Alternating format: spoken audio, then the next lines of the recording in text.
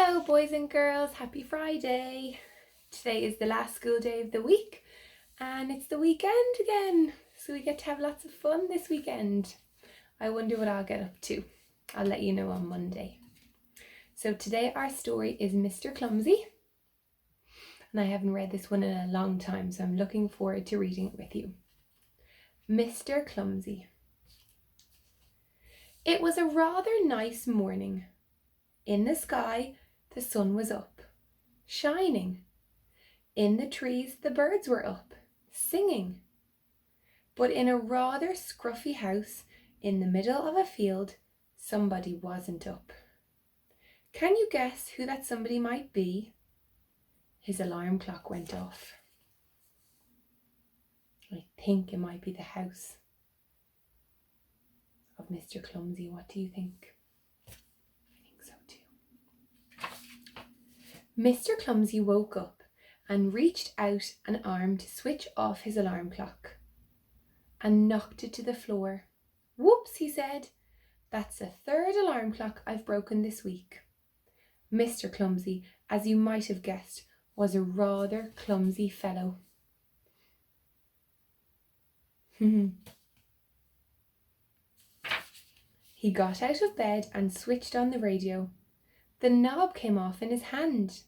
Whoops, he said. That's the second radio I've broken this month. Goodness me, he's not looking after his things very well. Maybe he could fix that. He stumbled down the stairs. The postman had been, and there was a letter waiting for Mr. Clumsy lying on his doormat. He picked it up and went into his kitchen. First things first, he said, and took a slice of bread out of the bread bin and popped it into his toaster. Now, he thought, I wonder who this letter is from. That's him going down the stairs. It looks like he's about to trip. He looked at the letter in his hand, but the letter wasn't in his hand. What was in his hand was a slice of bread. I don't understand it. Where's the letter gone? Can you guess where the letter had gone? That's right, he put the letter in the toaster instead of the bread. And there it was, browning nicely. Whoops, he said, fishing it out. Ouch, he said, dropping it. It's hot. That was very dangerous. Mr. Clumsy bent down to pick the letter up, but in doing so, he banged his forehead on his kitchen table, and in doing so, he fell forward and got his head stuck in the bread bin. All of which wasn't surprising, really. As we said, he was a rather clumsy fellow. In fact, he was a very clumsy fellow. Actually, he was the clumsiest person in the whole world. That very same morning, after he managed to get the bread bin off his head, Mr. Clumsy went to town, shopping. First things first, he said, and went into the bank to get some money. And somehow, while he was in the bank, Mr. Clumsy, while he was writing a cheque, managed to spill ink all over the bank manager. Whoops!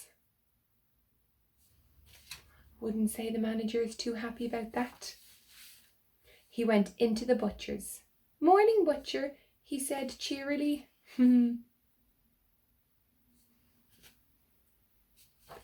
then he somehow managed to trip over his shoelaces and somehow managed to fall into the butcher's shop window and somehow managed to finish up with a string of sausages around his neck.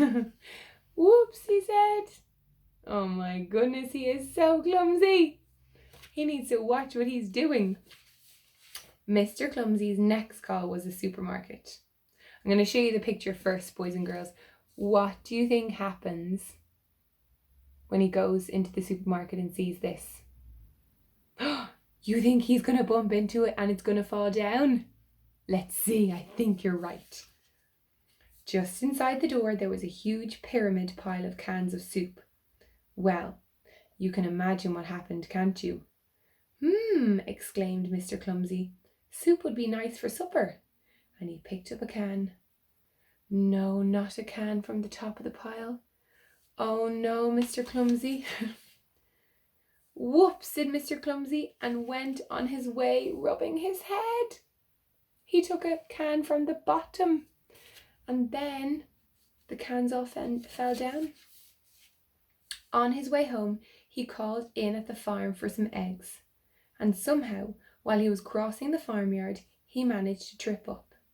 And somehow, as he was falling, he managed to grab hold of the farmer. And somehow, they both managed to finish up in the duck pond. Splash! Whoops! Said Mr. Clumsy. Oh, I forgot to show you the picture. Sorry about that. Here it is.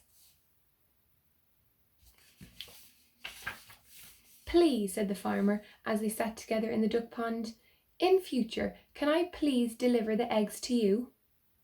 That's extraordinarily kind of you, said Mr. Clumsy. Don't mention it, said the farmer. The farmer's taking the easy way out there. Mr. Clumsy went home.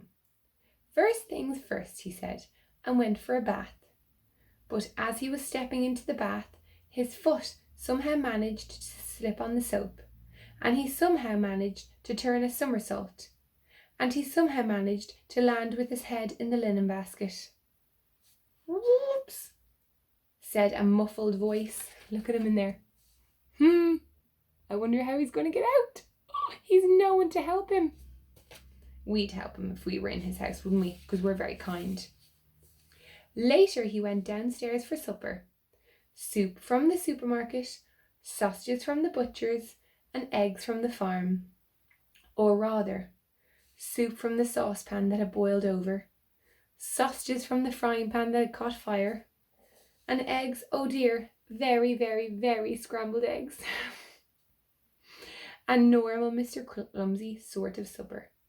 That was nice, he said, leaning back in his chair. Oh, I hope he doesn't fall. Oh my goodness me. Oh, he did. A crash. Whoops, said Mr. Clumsy. I think I better go to bed. And he did. And the last page says, and that is the end of the story. Good night, Mr. Clumsy. Mr. Clumsy leaned over to turn off his bedside light and, oh dear, it must have fallen off the bedside table. Whoops. And that's the end of our story today.